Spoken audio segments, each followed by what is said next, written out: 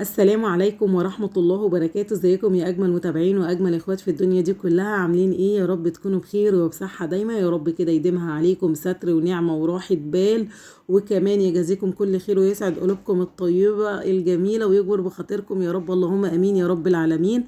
معايا النهاردة أولادي سيلا وسليم ومكة. اليوم النهاردة مختلف وروتين مختلف تماما.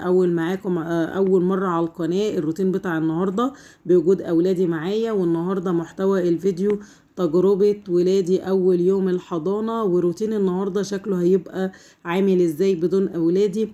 يعني التجربة مختلفة بالنسبة لأولادي لدخول أول يوم حضانة ليهم، وبالنسبة لي أنا كمان تجربتهم لأول مرة يروحوا حضانة، وتجربتي أنا من غيرهم في البيت. يعني هنعيش الأجواء النهاردة مع بعض.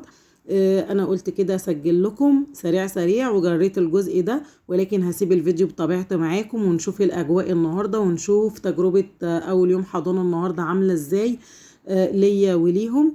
أنا صحيت من النوم، عملت روتين في الأوضة زي ما احنا شايفينها كده، الأوضة نظيفة والسراير مترتبة. بدأت كده اليوم بالصلاة على النبي وذكر الله، وصليت وفطرت، وبعدين قمت روقت كده الأوضة وخليتها زي الفل ورتبتها، وبعدين صحيت أولادي فطرتهم، وزي ما احنا كده شايفين دلوقتي جبت لبسهم وبلبسهم عشان أجهزهم لنزول الحضانة. يا رب الفيديو بتاع النهاردة كده يعجبكم وتجربتي تعجبكم. عايزاكم تعيشوا معايا الأجواء في الفيديو النهاردة علشان تشوفوا تجربتي كاملة. شكرا ليكم وكملوا الفيديو. مين اللي هيروح الحضانة؟ أنا. برافو، ربنا يستر لحد ما نروح. طبعا ده اول يوم ليهم وانا عماله اشجعهم، هم مش فاهمين اصلا يعني ايه حضانه، لان دي اول مره يروحوا. حتى مكه برضو هي المفروض كانت راحت قبل كده، بس هي ما راحتش يعني لسه. هتروح برضو، فلسه هنشوف يومنا. فقولوا لهم باي يلا عشان ننزل الحضانه. هجيب لهم بقى الاكل بتاعهم واحنا ماشيين. يلا باي. سليم كلم. انت باين يا دول مش باين يا وزع انت يا باينه يا سيلا. باينه باينه. قولي لهم ايه؟ وانتي طبعا يا مكه. يا سلام، انا مش عارفه اصلا هما باينين ولا لا، قلت اطلعهم. كلم يا سليم. هنا انت رايح الحضانه؟ طبعا هي الحضانه اصلا قريبه مني، فانا لسه مضيوم النهارده من غير اي تحضيرات. باي يلا كده احنا نازلين. انا جبت الشنطه دي بس لمكه، قلت لها تلبسها عشان هنحط فيها السندوتشات والعصير والحاجه اللي هنجيبها وكيكه، وقلت لها خدي بقى الشنطه دي معاكي ايه بشكل مؤقت كده. يلا يا حبايبي انزلوا، تعالوا هنا اهو جه الاسانسير، تعالوا. سيلا كمان، يلا يا سيلا، يلا يا سيلا. انا كمان بحبكم. يلا ايه بحبكم. بتحبي مين يا مكة؟ سبحان الذي سخر لنا من غير خناق. ايه ارمي شعرايه. دي حاجات في الاسانسير. ماشي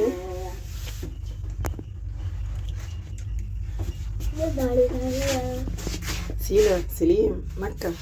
لا المراية مضيقة عشان فيها بقع مبوخة الوش. يلا تعالي كده عشان العربية. سليم طلع الحضانة. مكة شطورة سليم وشطورة مكة. بصي اخواتك. طب انت عايزة ايه؟ انا جاية معاكي. ما سيلا انا هطلع اقعد معاكي.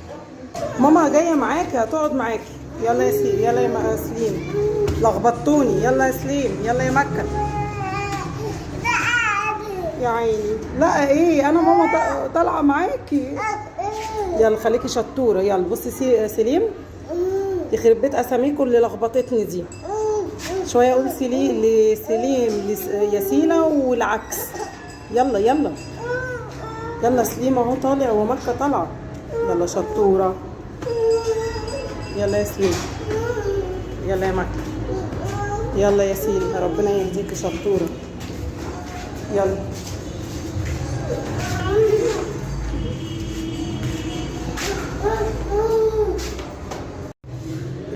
ابيض. طبعا انا فصلت معاكم لان ما قدرناش على سيلة ولا انا ولا الميس ولا الدابة ولا اي حد في الحضانة. الحمد لله سليم ومكة كانوا متهاونين ودخلوا على طول الحمد لله. قعدت شوية بقى لحد ما سيلة هديت واتكلمت مع الميس في الحاجة اللي هي طالباها والحاجة اللي هي عايزاها، وقالت لي برضه هتكتب لي ورقة وتسيبها لي في شنطة مكة، او هي ايه هتتواصل معايا لان معرفناش نتكلم قوي بسبب سيلة، فهتواصل معاها تليفون او هتسيب لي ورقة في ورقة من عندها في شنطة مكة، هتكتب لي فيها الطلبات والحاجة اللي هي عايزاها، وتكلمنا في الفلوس وتكلمنا في شوية حاجات كده سريعا لان سيلة ما كانتش فاصلة. وقعدت معاها لما هديت وبعدين خدوها اوضة اللي هي ما تشوفنيش وانا نازلة عشان الدنيا تبقى رايقة شوية. سيلة بهدلتني ودمرتني بس الحمد لله عدت على خير.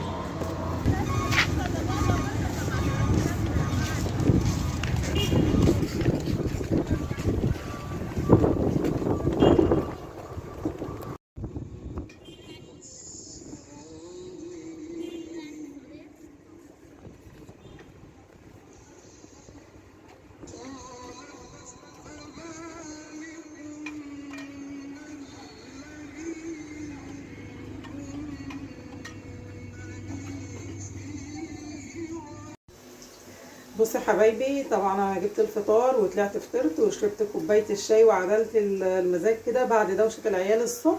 هعمل بقى الغدا واحضره كده عشان يبقى جاهز معايا. وشويه كده هننزل نجيب دلوقتي الاولاد مع بعض من الحضانه، بس انا قلت الحق كده اخلص الاكل كده واروق الشقه واخلص اللي ورايا قبل زحمه الاولاد لما بتيجي، بيبقى يوم كده ايه لخمه وكده. شويه كده وهننزل نجيب مع بعض الاولاد من الحضانه. بصوا انا هنا هعمل ايه اللي جبته معايا. كرنب، هنعمل كرنب ماشي، وهعمل فراخ، وده اللي جبته من السوق معايا. جبت فلفل وجبت طماطم، جبت الحاجه ورز والخضره من هناك دي، والكرنب ده اللي انا جبته من السوق علشان هعمل النهارده الاكل محشي ماشي. هخلص الغدا يعني نسلق الكرنب، اقطعه، اعمل التسبيكه بتاعت المحشي، بس حتى لو ملحقتش احشي الكرنبايه معايا مش مهم، المهم ان انا هكون انجزت كتير لان انا روقت وعملت شويه غسيل غسلتهم وجبت معايا الغدا وفطرت كمان. فخلص بقى اللي ورايا ده كله هينجز عليا كتير لما العيال تيجي من الحضانه.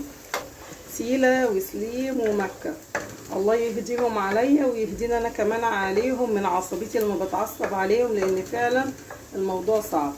بس الحمد لله كل ما بيكونوا في الحضانه قررت ان انا انزلهم في الحضانه ومبسوطه جدا علشان في حاجات كتير هقدر ان انا اعملها قبل ما هم يجوا من الحضانه. تمام، هخلص اللي ورايا وارجع لكم تاني نروح نجيب الاولاد من الحضانه ماشي. سليم، جيت من الحضانه قالوا لي ان انت كنت مبسوط في الحضانه. عايزه اقول لكم ان انا صورت لما رحت وصورت لما جيت والطريق وكده، وفي الاخر اكتشفت ان انا ما كنتش بصور. ليه بقى؟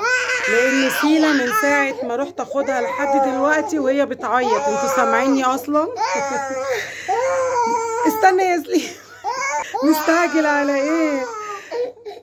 عايزه اقول لكم عماله تعيط ان هي نزلت من الحضانه مش عايزه تسيبها. دي تجربه اول يوم. سيلة طالعه بتعيط مش عايزه تروح، ونازله بتعيط مش عايزه تنزل، يعني احنا مش عارفين سيلة عايزه ايه. طب قولي للناس عايزه ايه يا سليم؟ مستعجل على ايه؟ طب سلم على الناس الاول. لا برضو الصبح لا ودلوقتي لا. انت مستعجل عايز تقلع؟ ماشي. ايه يا مكة؟ ايه اقلعك؟ طب هسيبكم بقى اقلعهم وارجع لكم تاني. انت متنحه ليه يا مكة؟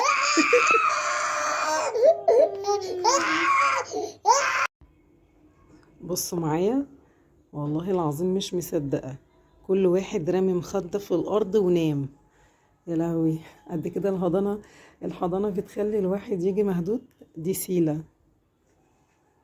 زي ما هي مفكرتش حتى تقلع، اللي كانت عماله تزن. دي مكة،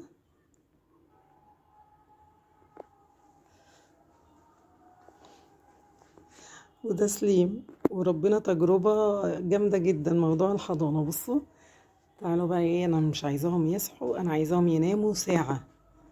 بصوا كل واحد خد له مكان، يعني شالوا المخدات اللي هي على الكنب، كل واحد رمي له المخدة ونام مكانها.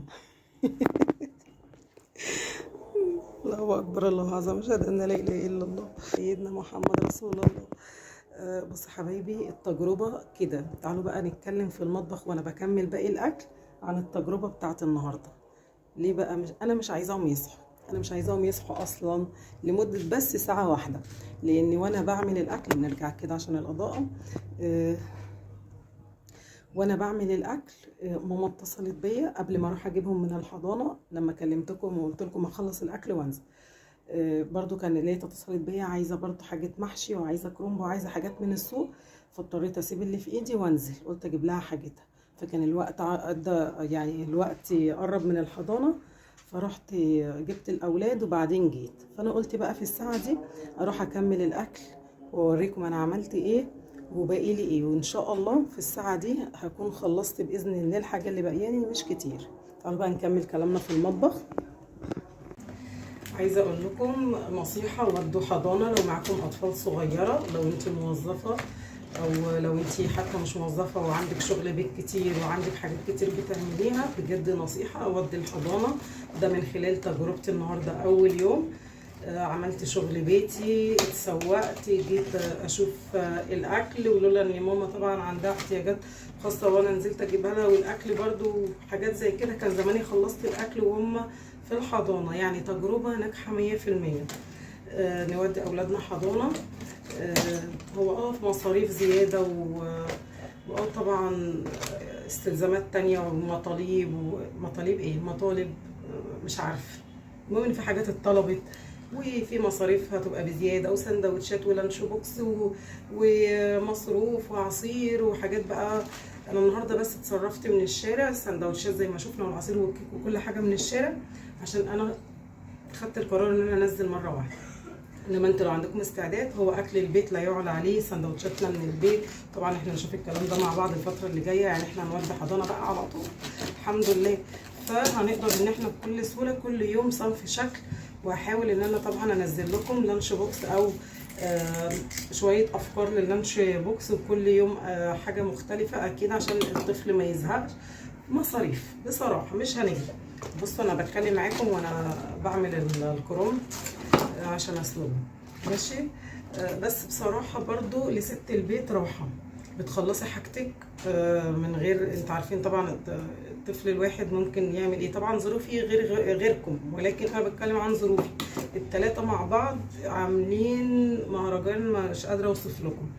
فطبعا ده بالنسبه لي افضل ان انا اخلص شغل البيتي واصور معاكم واعمل اللي انا عايزاه في خلال ما هم في الحضانه.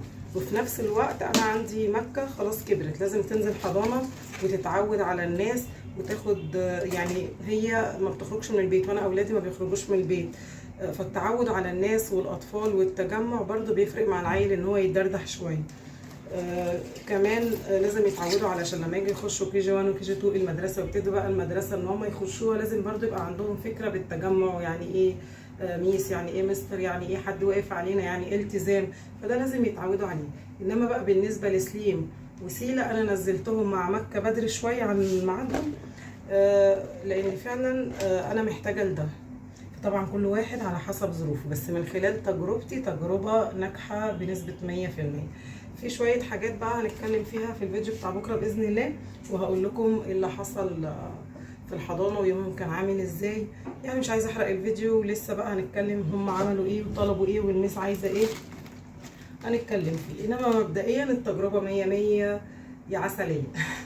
طيب انا دلوقتي هسلق الكرنب وهنسلق الفراخ وهخلص الاكل واحشي بقى شويه المحشي الحلوين دول، وارجع لكم بقى تاني نختم مع بعض الفيديو.